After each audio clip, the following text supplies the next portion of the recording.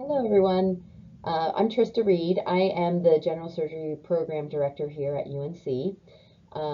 I am basically sending you this PowerPoint as a way for you to get to know our program in advance, to go through some of the nuts and bolts and logistics of the program. So on the day of interview, you can spend more time asking questions and less going over some of these things that we can talk about in advance. Um, I have been here now at UNC for a long time.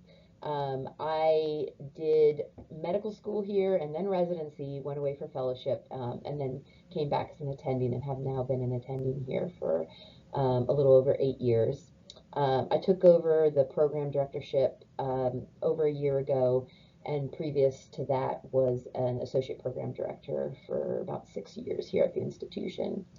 One of the things that kind of brought me back again and again to UNC was the people. You'll hear that again and again. The culture is really fabulous here. The residents get along. It's like one big family. The residents feel like they can reach out to the attendings. We work hard together. We play hard together. We really are a team that supports each other, and that's, I think, the biggest kind of draw of the institution. Um, Other things that brought me back include the well-roundedness of the program. You get a great operative experience. UNC is a not-for-profit institution, so we have a lot of underserved population. You see a lot of like very complex pathology. Get a great training in terms of your operative training. Um, and then I think the flexibility of the program, and I'll get into that a little bit more as we go through. So I apologize in advance if it's a little bit of a long presentation, but here's kind of all the things that we're going to try to cover. So Chapel Hill can boast at being the oldest public university in the U.S. There are many graduate students here, as you can see from the numbers. It is a top 10 university in terms of research funding. Here are the numbers. And we note that a large amount of the federal and NIH funding is actually School of Public Health and School of Medicine, so we are contributing fairly extensively to that. So the School of Medicine was founded a long time ago in 1879, and the North Carolina Memorial Hospital was built in 1952 and is shown here down below. And the hospital is located, situated very nicely right next to the football stadium on UNC campus. So this is what the hospital looks like now. Over on the far right side is the cancer hospital, followed by the neuroscience hospital, women's and children's. And then the hospital is a little older over on the left side. That's the Memorial Hospital. And then on the far, far left is the new surgical tower. We just opened up this summer. It's utterly amazing. Brand new ICUs, brand new surgical tower that includes like way bigger rooms, all this new technology, ability to video via all of the overhead lights and laparoscopic and robotic equipment. So it is really an amazing new hospital that we've just started using. The UNC healthcare system itself is a not-for-profit 15 hospital system across North Carolina. Our residents go specifically to the main hospital and then Hillsborough campus, which is about 10 miles away and is more of a community type hospital, bread and butter surgery, a lot of robotic surgery out there. It's a great experience for our PGY2s and 4s.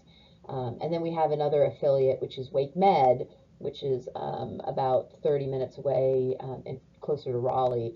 And that is a level 1 trauma center with tons of trauma, also bread and butter surgery, as it's more of a kind of a hybrid model. So this is just another overview of the UNC Health Sciences campus. And there are a lot of different schools involved with it. So we have the School of Medicine, School of Public Health, School of Nursing, School of Pharmacy, Dentistry, the Lineberger Comprehensive Cancer Center, and the biomedical graduate programs. And so all of those schools being in close proximity to each other leads to a lot of cross-specialty and school collaboration available to us. One thing that's a little different from our institution compared to some other institutions is that the funding for the School of Public Health and School of Medicine are separate, so you may notice that if you're looking at our funding sources.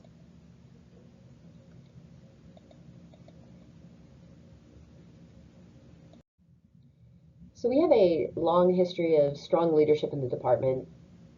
Dr. Tony Meyer, who's our chair from 2001 to 2016, is still operating and still part of our department and is a great resource. Dr. Melina Kibbe really increased our research mission here at UNC and is currently the dean at UVA. And then Dr. Greenberg came and is our new chair as of 2022, and she's absolutely amazing. She spent many years at the University of Wisconsin and was the prior chair at the Medical College of Georgia. She has a lot of amazing ideas around video feedback and coaching that she has brought to our department already. I'm sure you'll get to hear more from her about all this on the interview day. So we have several different divisions in the Department of Surgery that the residents rotate through. There is GI surgery, which is minimally invasive and colorectal, surgical oncology, pediatric surgery, abdominal transplant, which also includes islet cell transplantation, liver and hepatobiliary, renal transplantation as well. The trauma acute care surgery division, burn surgery, which we have one of the largest burn centers in the country, vascular surgery, cardiothoracic surgery, and plastic surgery. So now I'm going to go into a little bit of our program overview and structure of the program itself. So I've been the program director for over a year and previously was the associate program director for about 6 years. My associate program directors are Dr. Ariel Perez, who has been an APD for about 5 years. She's one of our hernia surgeons and has directed some of the curriculum and simulation for many years and is one of the leads in developing robotics at the institution. Dr. Stem is one of our other APDs and is a colorectal surgeon here at UNC and also very invested in education. The training program is a 5-year clinical training program with 7 categorical positions. There is an optional research or academic development time, and this is, I think, is one of the kind of highlights of our program is that it's not mandatory. You can take time off. If you want to take time off, it's usually 2 years, and it's after the PGY 3 year. And usually we have about 3 or 4 residents per year on average go out, so about 5 to 7 residents at any one time are out doing academic development time. The primary goal of our clinical program is a comprehensive clinical training, broad-based. We want to create independent surgeons in and out of the OR and leaders in the field. These are some of the goals of the training program by year. I'm not going to go through all of this stuff, but basically as a PGY1 you start out with patient management, but we do get our PGY1s in the OR a lot. As time develops, during PGY 3 year, we try to start to give residents more responsibility as chiefs on certain services, such as at Wake Med and transplant, basically to allow them that leadership that will be expected as they progress. And then that leadership continues to grow and they transition towards independence as they go into 4th and 5th year. These are the PGY1 rotations. The duration is about 1 month. You'll rotate through lower GI, minimally invasive surgery, oncology, pediatrics, trauma and acute care surgery, Wake Med, burn unit, thoracic, vascular, transplant, and the surgical ICU. The rotations get a little bit longer during the PGY 2 year to 6 weeks. You'll rotate through GI, minimally invasive and hernia, oncology, trauma acute care, Hillsborough Hospital, Wake Med, surgical ICU, and during that time, there's a night float system built in, so the PGY2s are there at night taking care, being in charge of the unit, and it's really a rotation where they get to grow a lot. There is support and backup there in the hospital for them, but they're the ones in charge, and so we start to see that autonomy growing as soon as your PGY 2 year. They also rotate through vascular, thoracic, and burn surgery. During the 3rd year, the duration of rotation is usually about 8 weeks. You're rotating through pediatrics, colorectal, oncology, which is mostly endocrine, Wake Med, again, in which your responsibilities start to graduate to a chief level responsibility, transplant, and vascular surgery. PGY 4-year, again, longer rotations. You're rotating through oncology, which is mostly colorectal, minimally invasive endoscopy rotation, trauma acute care surgery, Wake Med, and senior in-house rotation, where you are the one in charge at night. And then PGY 5 is focused on lower GI, oncology, breast and melanoma, oncology, GI and hepatobiliary, pediatric surgery rotation, hernia and general surgery, acute care. And then we've incorporated an elective rotation for the chiefs, which they really love. And that's what I, again, love about this program is the flexibility. So you can really pick anything that you want. So pediatric surgery, thoracic, plastics, whatever you're going into and you have an interest in learning more about before you become a fellow, that's completely fine with us to do that rotation. We even had somebody who went to Malawi for a month, which was kind of difficult logistically to figure out, but we were able to do it. So as far as the call-in hours go, we adhere to a strict 80-hour work policy, with residents on call on the weekends about every other weekend. So you'll be on 2 days on the weekend, and then you'll have 2 days off in a row the following weekend. During PGY 1 year, it's currently about 1 night of call per week, but we anticipate moving towards a night float system next year based on resident feedback. So this way you'll only be on 24-hour call occasionally on the weekends, but not during the week, and you'll get even more operative time and face time with the attendings during the week. So I anticipate this is going to be a really nice change for the PGY 1s.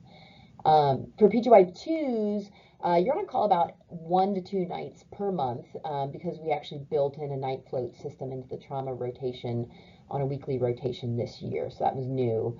The PGY 2s are really, really happy with this system because they have much less 24-hour call, and they really appreciate this new system. PGY 3s, you're only in-house night call at Wake Med, which is also kind of like a weekly night float rotating system.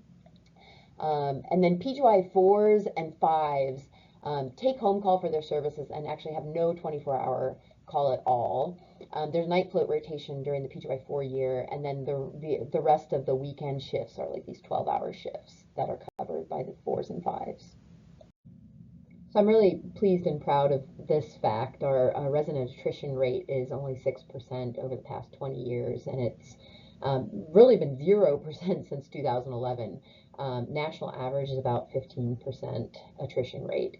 And I think this is really a testament to the faculty and the residents, those relationships, that collaboration. It's just a great program to train at. Now I'll talk a little bit about our operative experience and what that looks like.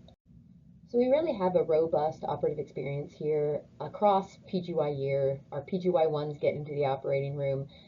This is the average number of major cases by graduating chief resident, and most of our chiefs graduate between somewhere 1,100 to 1,200 cases at the end of training. The green line here represents the RRC minimum, which is 850 cases, and we're always well above that. I do believe over the past couple of years we've probably been affected a little bit by COVID with OR shutting down, but like I said, the experience is really quite robust. These are the total number of chief cases. The RRC minimum is about 200, and we're consistently well above that. These don't include teaching cases, it's just the chief cases alone. So these are the RRC index case requirements. The dark blue columns are the RRC minimum, and our graduating chief residents are the light blue. As you can see, not every single case, but almost all of them, we almost double the RRC minimums. So a lot of really good exposure. We thrive in terms of alimentary and open abdominal cases, complex laparoscopy. There are not minimums for robotic surgery, so that's not on here. That being said, our goal is to graduate every resident with a certificate in robotics, and we've been aggressively growing our robotics program. I think probably 3 or 4 years ago, robotics was probably a weakness of the program. Based on resident feedback, we've been really incorporating that, grown a robotics curriculum, and that's basically one of our major areas of focus now. Um, I think another one of our strengths that I'm trying really hard to maintain is graduated autonomy. So I think we do a really good job of allowing our chiefs to direct and do these really complex cases, and walk junior residents through them. And so by the time they graduate, like, they can operate on just about anything. So now I'll move on to didactic education and talk a little bit about the robotics and simulation that we're doing. And this is to give you an idea of what our departmental and divisional conference schedule looks like. Not every single one of these things happen every single day, but our M&M and Grand Rounds are 7 to 8 o'clock on Wednesday morning. Resident didactics education are every single week, 8:15 to 10 a.m. These are completely protected. Pagers are covered by APPs, fellows, etc. And that's learning time that's specifically for the residents. We also have simulation labs that happen on Tuesdays and Thursdays from 7 to 8 a.m. With a different PGY level year kind of rotating through. We have journal club once a month on Tuesday mornings, where the residents are presenting journal articles. The chair has quarterly meetings with the residents to discuss things that they are excited and interested in, things that we need to work on. I have a meeting with a different PGY group every couple of weeks just to check in on people, see how things are going, ask what can we do differently, ask for feedback. We have a lunch conference, which is a new case conference on Thursdays at noon, where we basically go through different cases. There is a quarterly video review conference that happens in that time slot as well. And the residents really love this conference. It's a great way to think through complex cases. And then all the divisions have their own case conferences kind of scheduled throughout the week that the residents go to when they're rotating on those specific services. So like many programs, we use a SCORE portal for our curriculum. We split the residents into juniors and seniors, and then an attending walks them through a specific topic for that day. There's a question bank, there are bullet pointed major topic discussions, and then there are journal articles as well. We have a dedicated simulation lab, and this is probably what I'm most excited about this year. Dr. Blindman, our Vice Chair of Business and Innovation, along with Dr. Perez and Dr. Lecomte, have really revamped the entire space. We've reorganized, added new lab trainers, new full OR space, new workrooms with computers, phones, a monitor that you can actually watch the OR streaming live. We're partnering with a Research Triangle Industries, trialing new embalming fluid for cadavers that allows us to perfuse the cadavers for weeks at a time at room temperature and do all sorts of live OR simulations on them. We're really moving towards the cutting edge of education. Our new OR towers also have live video capability, and we're setting up a real room so that the residents can actually watch their operative videos with attendings afterwards and kind of go through where they can improve and where to go next. Here are some pictures of us actually using those cadavers in the operating room. We did total hepatic vascular isolation, basically did mobilization and exposure of all blood vessels, created injuries to blood vessels and fixed them. Here on the robot, they did a distal pancreatectomy using the robot on the cadaver. So just really cool things that we're able to accomplish. So we do have a full robot in the simulation lab with lots of different activities that the residents can perform and practice. We twice a year have a robot lab where we basically have each PGY a year work on different skills. They operate on chickens, they operate on cadavers. It's just a really cool curriculum. And we've broken down the curriculum by PGY level for the specific rotations that they're going to be on to try to kind of maximize what they get out of those rotations. I also run asset and best courses, which are basically cadaver courses teaching RIBOA and vascular exposure techniques in trauma. We tell the residents, the patient got shot in the arm or shot in the chest, and I have them dissect and expose the vessels through the whole body. It's a fabulous course. We also have new technology in ultrasound and high fidelity mannequins right next door in the new School of Medicine. We also make use of those. I take the PGY2s over there and run codes on the mannequins, where we have like full vital signs on the monitors. The mannequins can like make noises, lift their arms up. You can give them Lasix and actually get urine back in their Foleys. So just very high fidelity simulation available to us. This is one of the things that we do for our interns every year. When you arrive, we have an intern boot camp, which is basically sitting down, getting to know each other, teaching all of the interns about how to do a discharge summary. What do you do when you get called in the middle of the night about atrial fibrillation? Kind of some of the basics of being an intern. Included in that is a ropes course, which you don't have to actually do any of the ropes portion if you don't want to. It's actually more icebreakers and team activities where you get to spend time with your fellow interns and learn how to rely on each other because these are going to be the people that you rely on throughout your years in the program.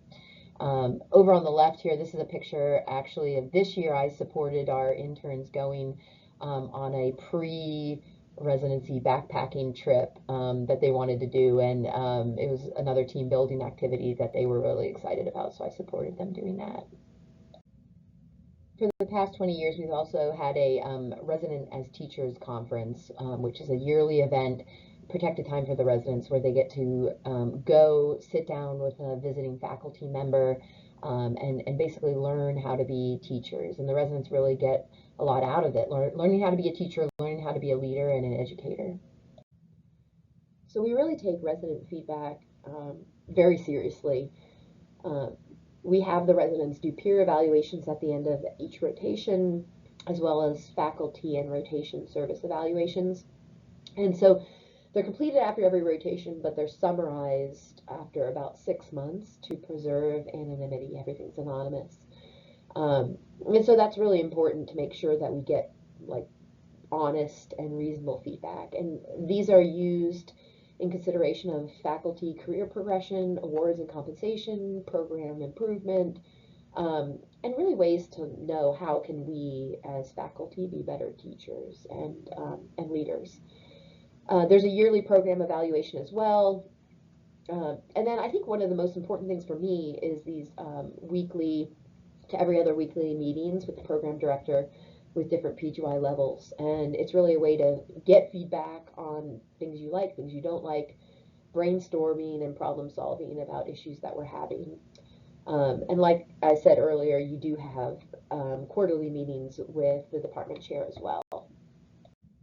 Last year, we developed a resident think tank, which is basically a group made up of all different PGY years. We meet regularly, discuss ways to improve the program, so we're always thinking about how we can do better. So now I'll talk a little bit about the residents themselves. I do think that this is one of the highlights of the program is our ability to get along and play well together, work well together. The residents and faculty hang out outside of the hospital. Usually we have about once a month a program related or sponsored event. Here's some pictures of a pumpkin carving party I had for the PGY 2s and 3s last year. This month of this year, we're having a scalpel pumpkin carving competition at a farm with food and drink and farm animals for kids. There's something at least once a month. We have a Hogwarts party every year, which is basically a way to sort all the residents into their peer mentorship houses. Both residents and faculty are divided into these 5 houses.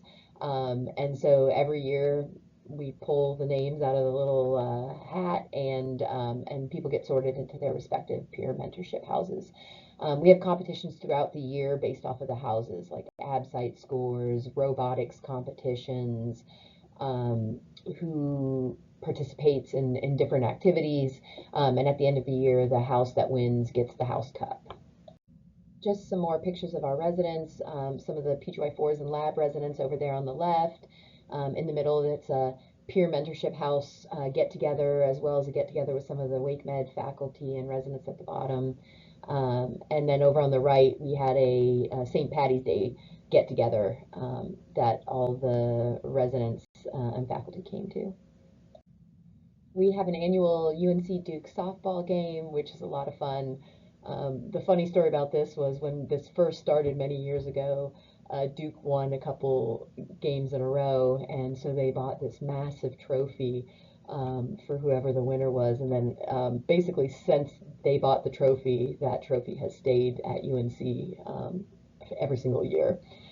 We also have a good collaboration with Duke in a lot of other ways. We currently are collaborating with them on the asset course, and they have an ADAM course, which is basically a pig lab, and we have the cadaver lab, and we're sending residents basically across the street to each other's institutions to participate in these activities. We also have a robot competition with them as well. So this just highlights all the states where current UNC surgery residents attended medical school, kind of highlighting the fact that we're a national program. We take people from all over the country. We are a very diverse group of residents. We are a very inclusive program.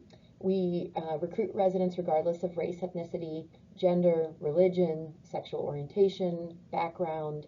We are well above national averages for women and persons underrepresented in medicine.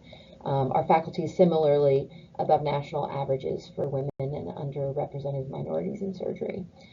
We have a broad group from a lot of different backgrounds and a lot of different stages of their lives.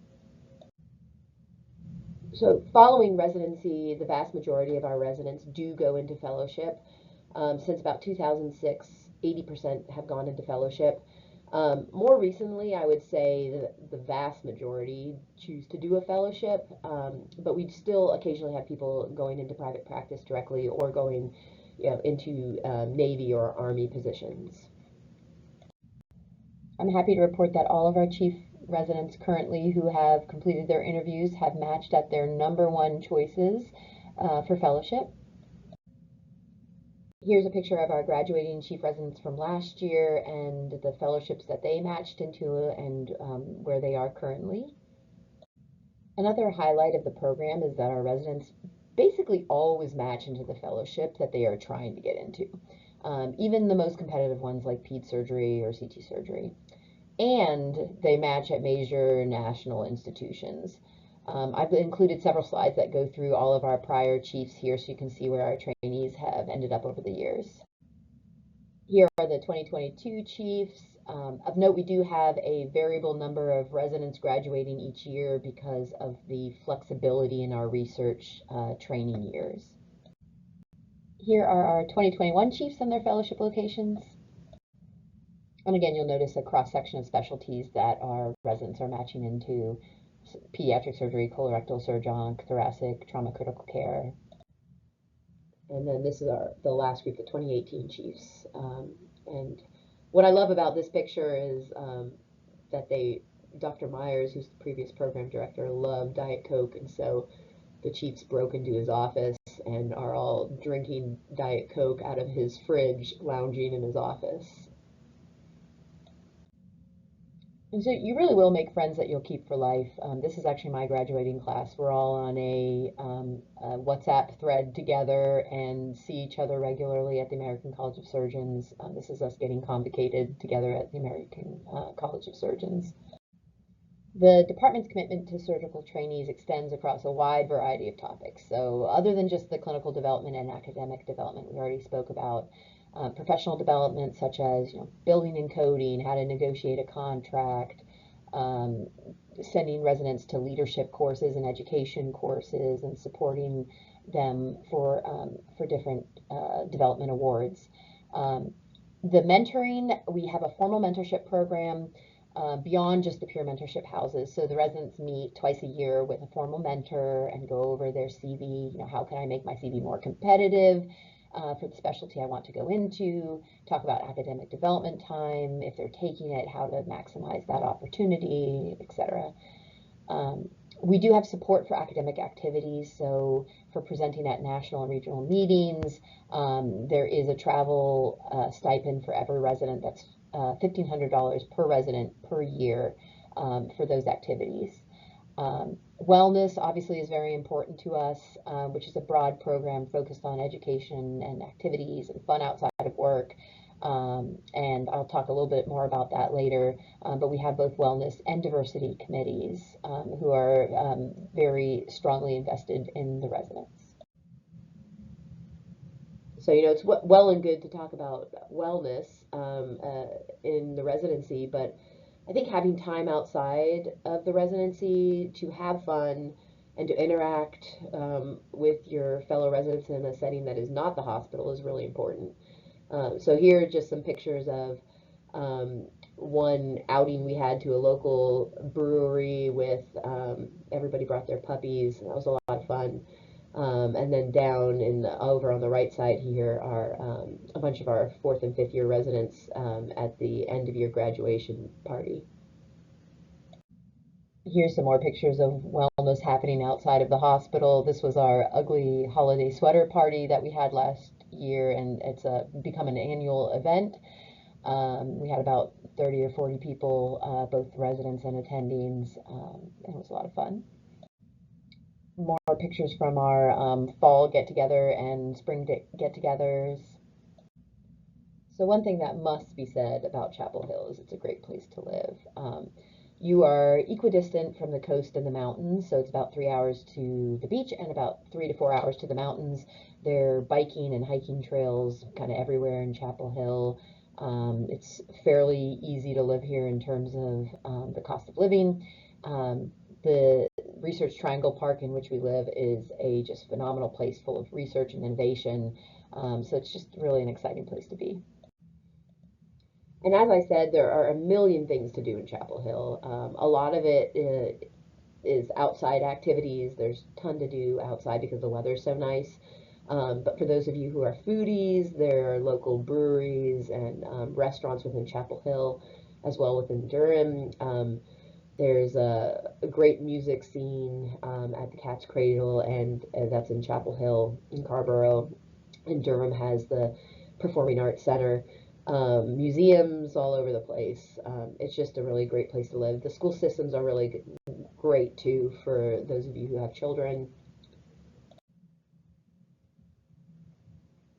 So I just want to touch a little bit on research in surgery and some of the opportunities there. Here are some of our residents presenting at the American College of Surgeons. And here are a couple more pictures from the American College of Surgeons this year.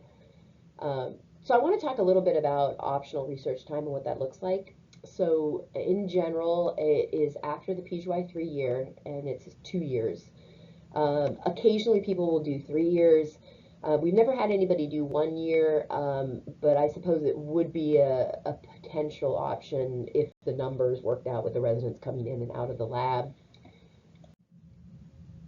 Here's a view of the number of residents who are in research each year. So generally it's been about 7 per year over the past several years, and that includes residents who are in their first year of research as well as the ones who are in their second year of research. One of the things I love about the research opportunities in our department is that it's incredibly broad. So it can include health services research, health outcomes, global surgery, basic bench work, translational, QI, education simulation. We've had people do all sorts of things. Kevin, one of our current PGY4 residents, worked with a faculty at UNC who is in computational biology and informatics and did some really cool things with AI and machine learning. We have multiple faculty with NIH funding, several T32 training grants, specifically in trauma and cancer. And just because we're surrounded by so many departments and schools, there are many opportunities for funding and training grants on campus that we also use. We have the SHEP Center, NC Tracks, departmental statisticians, lots of different groups and organizations who can help our residents achieve their research needs. Funding, I will say, is never really a problem and is really one of the strengths of our program. We have never had issues getting our residents funded. One of the strengths of our program also is, I think, that flexibility, that if you want to take this time to do research, you can, but you also have that option to not participate and go straight through the 5 years. The School of Public Health is a really great opportunity. You can get a master's in public health in 1 year as a resident here. Our School of Public Health is #1 in terms of public schools of public health in the nation. It's tied for #2 overall School of Public Health in the nation.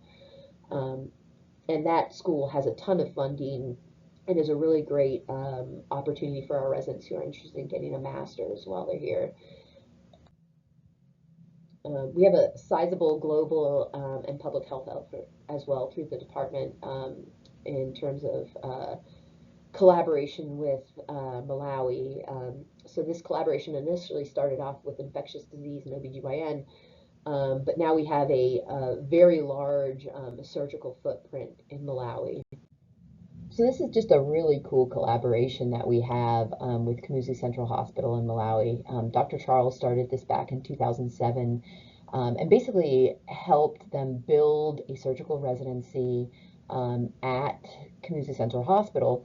And it used to be we would go and it was all foreign surgeons who were operating at Kamuzu Central Hospital, but now it is all the Malawians who have gone through the surgical residency program. They're now the faculty at that institution. So it's a great, basically, effort in collaboration, sustainability, and really how global surgery should be done and practiced. We have a trauma registry, burn registry, pediatric surgery registries there. We're expanding the ICU, we're expanding the trauma footprint in terms of the trauma systems and how the district hospitals get their patients to the central hospital. And it's just a really great facility. And when we go there, we collaborate with our faculty colleagues there. We operate, we do research with our 10 data clerks that we have there. And here's a picture of Dr. Charles, who is the head of the Malawi Surgical Initiative, and Dr. Jared Gallagher, who's the co-director and actually was one of the residents here and is now one of our trauma faculty. Here are a list of the folks who are pursuing dedicated research time currently. So we do want people to be involved in research even if they aren't taking the dedicated research time. So our goal is to have all of our residents complete 3 or more manuscripts by the end of residency, and at least 1 during the first 3 years. You can see here some pictures over to the right of our annual research day with residents and attendings looking at the residents and medical students' work. During the PGY 1 year, all of our residents meet with Dr. Ye during the first quarter, who is our Vice Chair of Research. They identify mentors and projects, discuss whether or not they're going into dedicated academic development and research time. Usually at the kind of mid-PGY 2 year in December, the residents have to decide if they're going to do the dedicated academic research time. Proposals are developed basically during that second half of the PGY 2 year, including funding sources and extramural grant applications.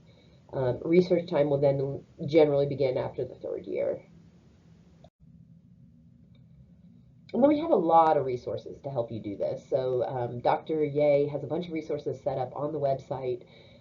This includes access to national databases, access to our department biostatisticians who can help do stats, grant support, and how to go about applying for grant funding.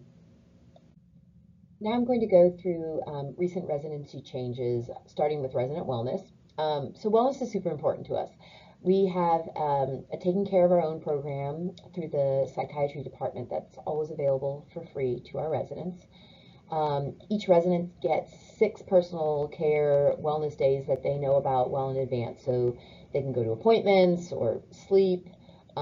We have a significant other support group that we developed this year for partners of trainees who have potentially moved across the country, don't know anybody. We developed a float resident this year as well who can help kind of plug any gaps in coverage on busy services. Per the American Board of Surgery restrictions, we can only give 6 weeks of maternity or paternity leave during clinical years, but it is equal either for maternity or paternity leave, and we are often able to use sick days or personal days to kind of help lengthen that time. We have updated all our lactation policies to allow residents to have time to pump if they need to, protected time for peripartum visits, and some updated safe pregnancy policies that we did just this year, including no 24-hour call or night call after 30 weeks, which is a particularly vulnerable time in pregnancy. Another change that we've done recently is a selection committee for recruitment and for review of all of our applications. Our patient population, the general population, is incredibly diverse, and we want our workforce to also reflect that diversity. We want people to come here and feel welcomed and included. We are aware that there could be biases that may be present in reviewing applications, and we've really tried to negate those biases by employing a selection committee that is super diverse in terms of backgrounds and experiences. That selection committee is made up of both residents and faculty, and reviewed every single application that we received using a holistic approach. All selection committee members underwent unconscious bias training prior to reviewing applications. You may note during the interview process that you are interviewing with some residents, and you may note that some of the faculty, including Dr. Greenberg, our chair, are blinded to the majority of your application and have standardized interview questions so that you can really just have a conversation.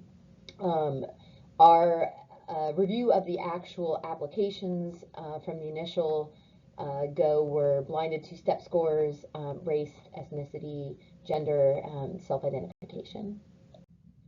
Some education and mentorship changes. So we have started doing entrustable professional activities, EPAs, as of last year. This is basically a app on your phone that you can use to send a ping to your attending after you do a case with the attending, and they can give you timely, actionable feedback immediately following the case, or if you see a consult, they can do the same thing for the consults. This has been a great way to basically get feedback on a more regular basis from attendings. We also have the new weekly lunch case-based conference that the residents love, and video review conference. The robotics curriculum that is basically tailored to each PGY year and what rotation the residents are going to be on, so they can actually practice the skills while they go on to the rotation. And then we have the mentorship houses across PGY level for peer mentoring support, which I had mentioned earlier, the kind of Hogwarts style houses where we have competitions and increase engagement across the PGY years. So here are some rotation changes that have occurred over the years. In 2022, we developed the PGY 5 elective rotation that the senior residents love. 2023, we developed specific expectations for residents and faculty by PGY level by service, so that you know when you're PGY 2 going on to colorectal surgery, these are the expectations for you both operatively and clinically and professionally. In 2024, this year, we've expanded the night float system for the PGY2s, and that has been really well received. And then next year, as I discussed, a night float system for the PGY1s based on resident feedback. Dr. Greenberg is our department chair, and she has been here since 2022. She has some incredible ideas on expanding our clinical footprint, collaborating across the state of North Carolina, and really becoming an innovative center as far as education goes. She is big on quality. She advocates for trainees, and surgical coaching is kind of her niche. Both faculty and residents. She's involved in the American Board of Surgery in several areas around coaching. So that's something that you can expect to see becoming more incorporated in our program.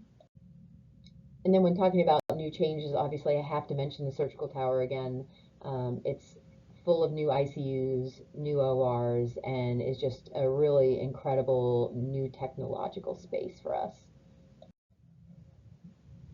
People often ask me, what are we looking for in a resident? Um, and so we really want people who want to be excellent, who strive for self-improvement, and for excellence.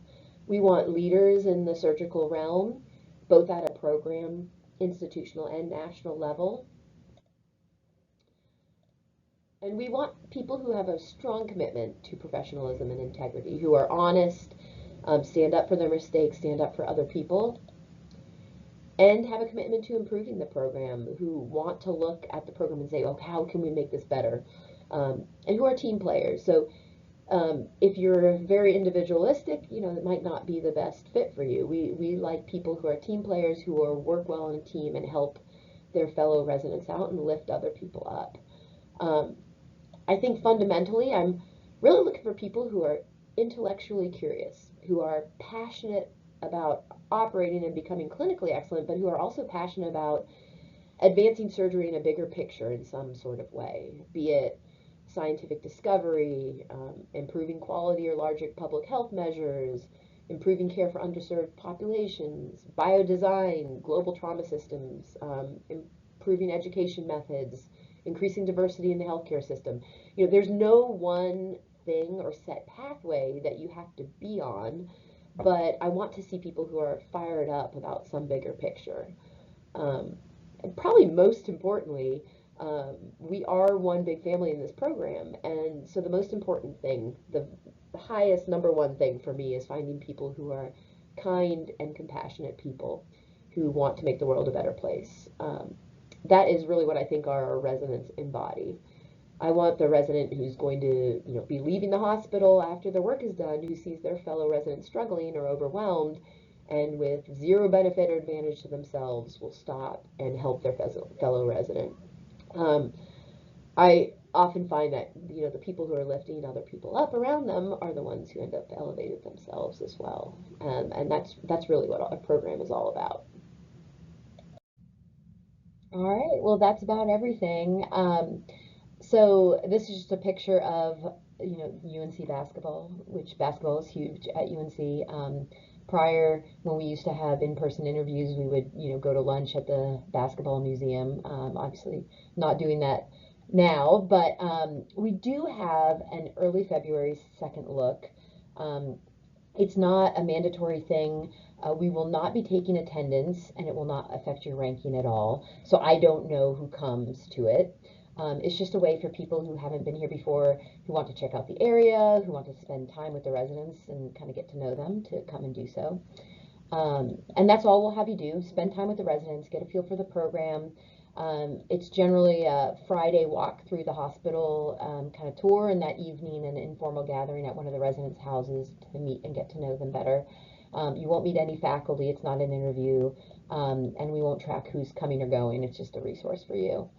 And bring your questions to our Q&A session the day of your interview. Usually what I do from the 12 to 1 o'clock session, we have some of the vice chairs and leadership give you a couple of minutes of their personal thoughts on the program, and then we open it up for questions. And I hope this has given you a nice overview of everything.